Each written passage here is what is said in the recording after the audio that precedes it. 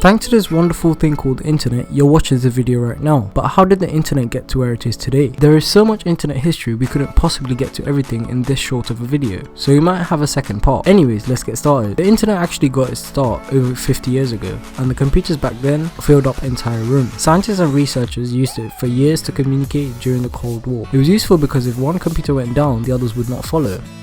In 1962, a scientist named J.C.R. Licklider proposed the idea of a network of computers that could talk to one another. In 1969, the first ever message was sent from one computer to another over the ARPANET, the government computer network at the time. ARPANET stands for the Advanced Research Projects Agency Network. One was located in a research lab in UCLA and the other in Stanford. All the message said was log in, and it didn't fail the computer correctional network. Stanford only received the first two letters of the message, but hey, you got to start somewhere. By the end of the year, only 4 computers were connected to this network. In 1971, the University of Hawaii's Aloha Net was added, followed by various networks in London and Norway 2 years later. Also happening in 1971, Ray Tomlinson was developing the first system to send mail back and forth between users of the ARPANET. This would eventually be called electronic mail, or email for short. The @ symbol was used to tell a person's name and the host name apart. With all of the networks floating around, there needed to be a way for all the computers to be able to communicate with the other networks. This is where computer scientist named Vinton Cerf comes in.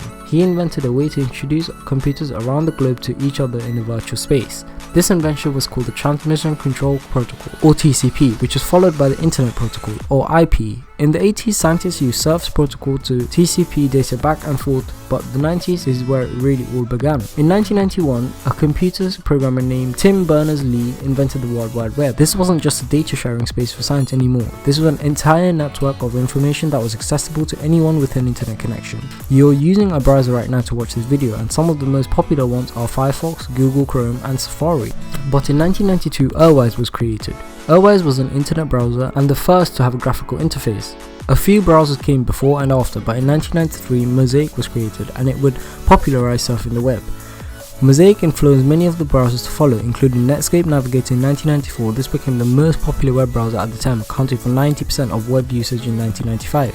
In the early 90s, companies like AOL and CompuServe were starting to provide dial-up internet access. Dial-up is a method of connecting to the internet via a telephone line. Your telephone was plugged in to the modem and the other end was plugged into the phone jack. There was a period in history where you couldn't use your phone and internet at the same time. Without the internet, we obviously wouldn't have things like Facebook and Twitter and YouTube. And way more importantly, we wouldn't be able to access information in seconds. We wouldn't be able to communicate with people from around the world and share ideas and educate those who might not be able to get a chance elsewhere. Also, without the internet, I would actually have to talk to someone to order a pizza, which by the way was the first ever thing purchased on the internet. How would your life be different without the internet? Let me know in the comments below. And this has been it for this video, and I'll see you guys in the next.